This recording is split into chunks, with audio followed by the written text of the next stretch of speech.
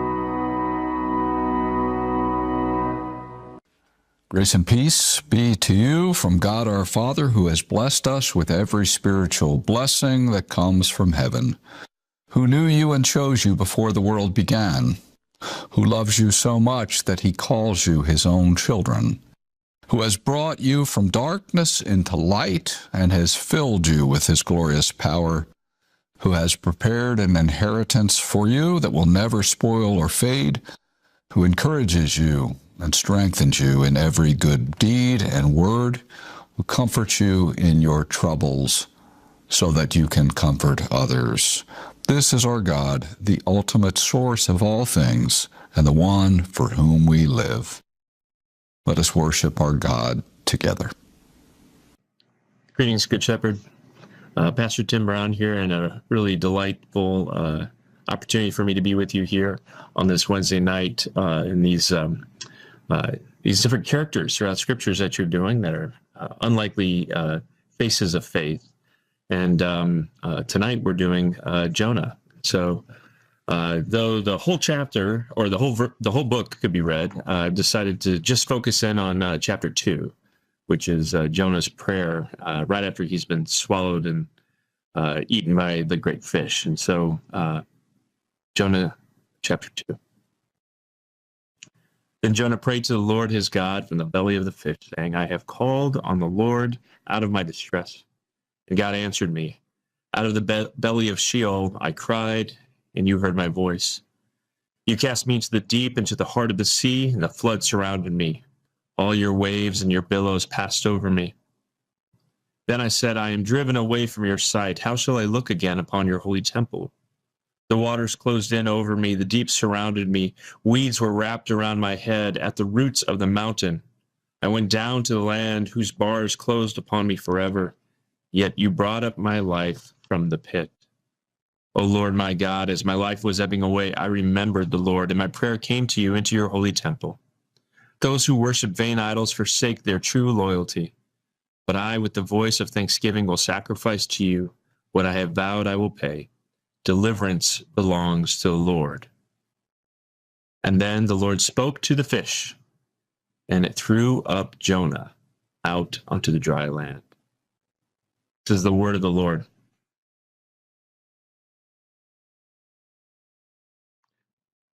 In grade school, there were a few phrases that I hated to hear. Pop quiz is certainly one of them. I can still sometimes feel my chest clench at hearing that phrase, and it was so traumatizing that when I was a teacher, back when I was young and full of dreams, I don't think I ever gave a pop quiz to my students, at least not for grades. Then there was the usual suspect of phrases like inside recess, especially when it was raining outside or storming, or in school detention. I only had that a few times. Or Friday homework. That was terrible. But one phrase I especially dreaded was the phrase group project, because it meant that I'd have to work with someone or some others. And well, what if that someone or some others were people that I didn't like or didn't work well with? What if they were people I didn't appreciate? Or what if they had different ideas than the ones that I had? What if I was forced to work with someone I didn't like? I was reluctant to do group projects because, well, I kind of like to have things done my way. And if I'm very honest with you, group projects usually require me to give up the luxury of control for the sake of others. I think you could say that in the book of Jonah, Jonah was assigned a group project. And he, like me, was none too thrilled about that phrase, especially because he was assigned to work with these certain people, the Ninevites. He's a reluctant prophet, though he's never even called a prophet throughout the whole book. He's just assigned the duties of a prophet. But he's a reluctant prophet, and it's not for a good reason, actually. He has a good reason to be reluctant. See, Jonah isn't reluctant to work with the Ninevites because he thought that they wouldn't work well together. I mean, certainly they probably wouldn't have, but that's not the reason. And it isn't because they had different ideas. I mean, they did have different ideas, but that's not the reason that Jonah didn't want to go to Nineveh. See, well, we forget about the story, mostly because we're thousands of years removed from it, and most of us aren't great students of history, American history, let alone ancient histories of Mesopotamia. What we forget is that the Ninevites most likely killed Jonah's grandparents. The Ninevites most likely killed Jonah's grandparents. See, when the Assyrian Empire conquered the northern kingdom of Israel in 722 BCE, it killed many of the inhabitants and displaced and enslaved many more. Nineveh is the capital city of the Assyrian Empire. So this group project that God was asking Jonah to embark on was not just any group project. It was a project aimed at preventing Nineveh, the seat of Assyrian power, the conquerors of the northern kingdom, the displacer and killer of Jonah's grandparents. He was supposed to keep them from feeling divine judgment. Honestly, I'd probably be reluctant too.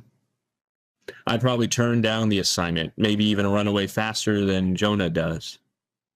How many of us can honestly say that we don't feel a little bit of justification, a twinge of satisfaction, when people who have wronged us get the short end of life's stick, especially if they were the cause of an episode of pain or hurt in our lives?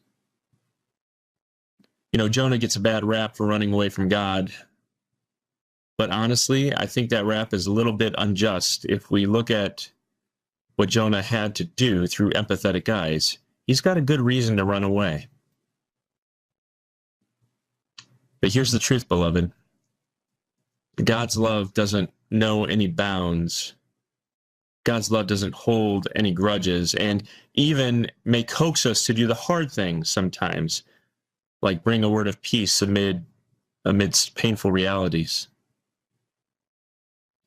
In most book of the prophets, there's a whole bunch of prophetic grandstanding. The book of Amos is almost totally Amos talking to folks, warning them of God's impending judgment. Isaiah, too, is all about extended monologues of Isaiah saying the same thing. Micah, you get the picture, right? But Jonah?